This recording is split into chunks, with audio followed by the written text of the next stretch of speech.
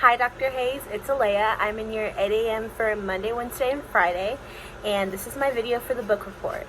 So, for my book, I chose Secrets of Eve, Understanding the Female Sexuality.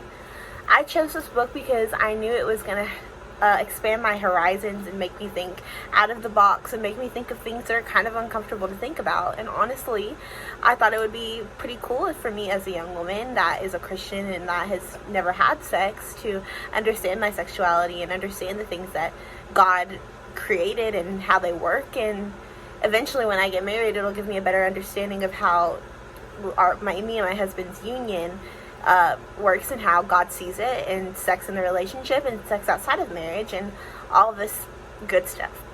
Well, the last thing isn't really good, but you know what I mean. So, yes, like I said, I did Secrets of Eve, Understanding the Female Sexuality. So the summary of the main thesis of this book is understanding the female sexuality through a Christian point of view. It addresses problems and questions that women have concerning their sexuality from a Christian perspective. So this book is full of surveys and different statistics about Christian women versus women in the world and how they view certain things. Things ranging from virginity to like sex before marriage to orgasm, so many other things. And it was just a very, very interesting read. The couple of insights that I got from this book that I would like to share with you are that virginity is not a bad word and that sexuality does not always mean sex. So, virginity is not a bad word. So, society today just dogs on virginity, and it's almost seen in the worldly world, it's seen as something to be ashamed of, and also like a lot of times something that you just need to hurry up and get rid of, like by the time you're a teenager. I was reading in the book that there's a statistic that 70% of young adults by the 12th grade have had sexual intercourse and 40% have had multiple partners, which I think is crazy, and it shows how much society relies on sex and relies on just physical touch, which is physical touch can be a good thing, but just in this perverted way, how the devil has turned it around and made it to seem like you're strange or you're different or you're wrong or you're stupid if you're waiting until marriage for sex. So the main thing that I got about from this is virginity is not a bad word. Virginity is something that should be cherished, not only by yourself but by your peers and by your partner. And virginity is not only a gift that you're giving to God, but it's a gift that you're giving to your future spouse, that you're saving yourself in this special way for that somebody that God made for you. And in the long run, it's worth it. They had people in this book talking about how they wish that they had waited for marriage, that even some of them had waited for were intending to wait for marriage, and they were engaged and they were gonna get married, but they couldn't wait. And so like a month before they got married, they had sex, and they were like, dang, I really wish that we would have waited, because if we would have waited, it would have been a whole different experience, a grander experience, just the union of our bodies, knowing that we waited for each other and that it would be perfect, and it would just be the two of us. And also when you don't wait for sex, there's a lot of comparison that can happen on both sides.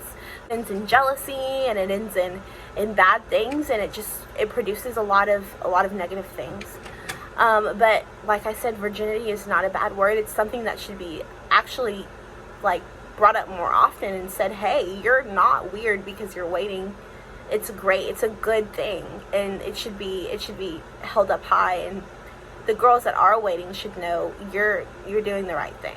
So that's my take on virginity is not a bad word. And the way that I'm going to apply this is by just living out my personal testimony. I'm choosing to wait until marriage, and I believe that I have the integrity to wait. I've never had a boyfriend and never kissed anybody, no sexual anything going on. It's pretty dry like the Sahara Desert, but I mean, that's not a bad thing, because when it does happen, I hope that it will happen with my husband, and so he can have all my firsts. And I would just like to live my life as a testimony to that, and to him, to say that, hey, I waited for you and I'm here for you, and not only for him but for God. So yeah. And my second point is that sexuality does not always mean sex. This is a very confusing topic. When I first read it, I had to read it back a couple of times because I was like, what do you mean sexuality doesn't mean sex? Like, it's literally in the word. But this book talks about how sexuality is not only physical touch. It's not only like genital like interaction. Sexuality can be expressed in many different ways, and cuddling and words of affirmation and love language, words of affirmation, quality time. This is all sexuality expressed in a non-sexual way. And it's okay and it's important for you to learn how to enjoy your partner sexually with intimacy, but not necessarily physical intimacy, but to know them intimately emotionally and to know them intimately mentally before you even know them intimately physically. So sexuality is not always, it doesn't always mean sex. And so a quote from the book is, "It is important for all of us to try and find non-sexual ways to meet our need for physical and emotional closeness. You can have real intimacy without connecting it to your genitals, and this closeness doesn't have to be with the opposite sex or even involve sex at all." So this is just reaffirming the fact that sexuality does not always mean sex, and you need to find ways to become close to someone without sex. So yes.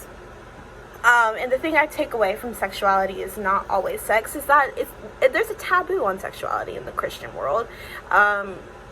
People feel that even like holding hands can lead to sex, that kissing can lead to sex. There's so much taboo, and sometimes couples, I feel like, don't really know, like, where is the line? Where do we draw the line?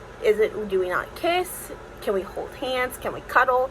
There's a lot of like gray area, I feel like, and I believe that this is a personal thing with your partner. Of course, you're not going to have sex, but you need to draw the line. Where do you feel the most comfortable? What are our boundaries? You need to lay out the boundaries before you get into the relationship, and you need to know, hey, so what are we going to do to prevent ourselves from lusting, to prevent ourselves from being tempted to have sexual relations before marriage? And so, lastly, the way I will apply this is by when I do have this relationship, if God is willing, if I'm not called to singleness, then I'm going to remember this book and probably reread it again and just remind myself, hey, like, virginity is not a bad thing. It's a gift. And just to remember to enjoy sexuality without sex, because you can. And just be close to your partner and love them. And yeah, so this book is definitely a must read.